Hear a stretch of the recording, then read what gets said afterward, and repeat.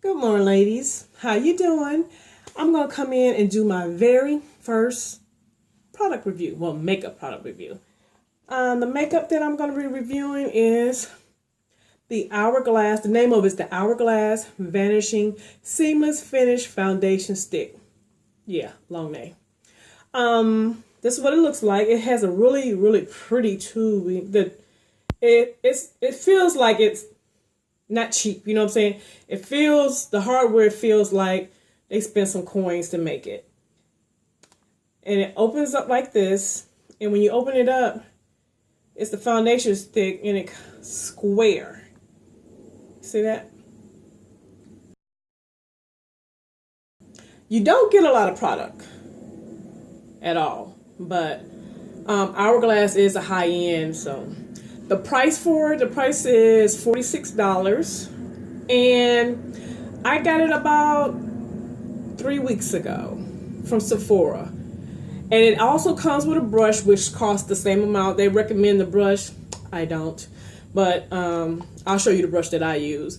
And I'm just gonna give you I'm reading off of what they said it does. The color that I have is chestnut. That's the color that I have. They say that this is supposed to be very pigmented, full coverage. You only need one application for full coverage is what it claims. These are the claims. Waterproof, long wearing, up to 12 hours. It also said it adjusts to your body temperature so it can blend in better. It says that also. It don't have any parabens and all that, nasty stuff in it. So what I'm going to do now is just go ahead and, first let me prime my face. I moisturized it. I don't have anything on. I moisturized my face, and I'm going to use the Maybelline Baby Skin primer. And I'm going to be looking in the mirror when I apply it because I can't do it with this. So, as a matter of fact, y'all gonna see my pretty pink clip? All right.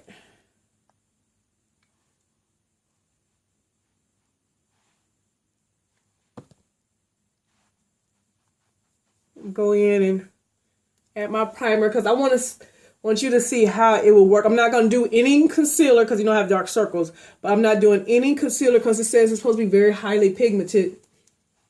And that should cover all that up, right? So I'm pressing that in because I got some pores, baby.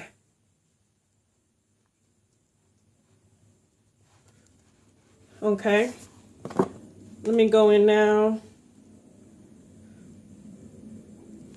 And I'm going to come in a little closer so you can see the color. When I first, and excuse the noise in the background, I live close to an airport, so the struggle is real. So what I'm going to do with mine, I don't put, because they say you don't need that much, so. And then I'm going to go right up under my eye as if it was a concealer. And the brush that I use is an Urban Decay brush, and I really like it. It is the Urban Decay. It looks like this, flat top, and it's the Optical Blurring Blush F105. So I take that. I don't add anything because I found that it works better for me with a brush. I tried to do it with a beauty blender. It moved too much, but we'll get into that later. All right. While I'm applying it, I'm just going to go ahead and tell you guys. And it says it has like a skin-like finish as well, which I agree. But some of these claims, I wore this foundation when I went to St. Louis a few weeks ago, and the temperature was high 80s. I primed. I did everything I normally do. And it blends in easily. It's not like it's taking a whole lot of work for me to blend it in. I'm looking at this mirror in the front, y'all. Sorry.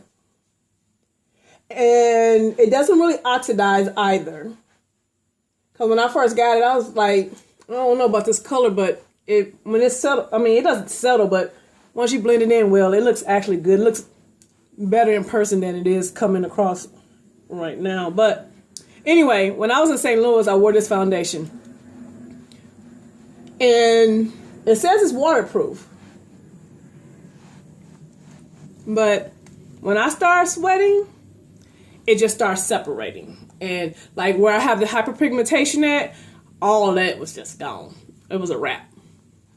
And I set it and everything. I even used the Smashbox. I used the Prep and Prime Smashbox as to add with my primer. And then I also used that Urban Decay All-Nighter, I think, that day. I'm not sure about that. But it just didn't work for me. Now, I tried it with different setting powders, and that kind of helped, but it's not meant for me, a summertime type of foundation, because it's just not going to last. Now, since it's gotten cooler here in North Carolina, I can wear it, and I haven't had any issues, but I'm not wearing this in the summertime. But as you can see, it does a really nice job in coverage. I'm a full coverage type of girl, so I would go in again to add more coverage, because you can still see my hyperpigmentation. So I would go in a little more, just like in those areas where I have those issues. And it's doing okay with covering up my dark circles. I still conceal with this. I don't wear it alone. I always wear concealer because, you know. But if you go in again, because one application, if you're a full coverage type of girl like me, it's not going to do it.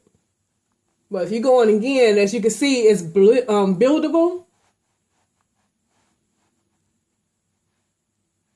And it looks better.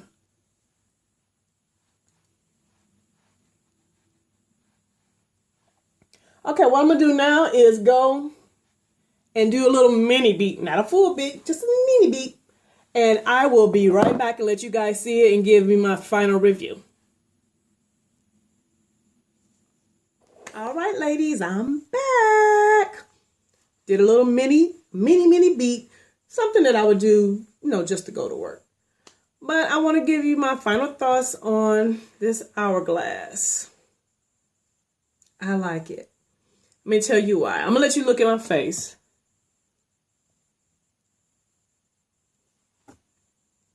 The finish.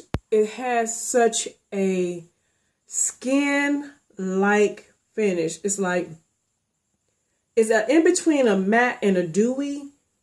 So I wouldn't wear it without setting it because it has a little shine. Plus my skin is like oily combination.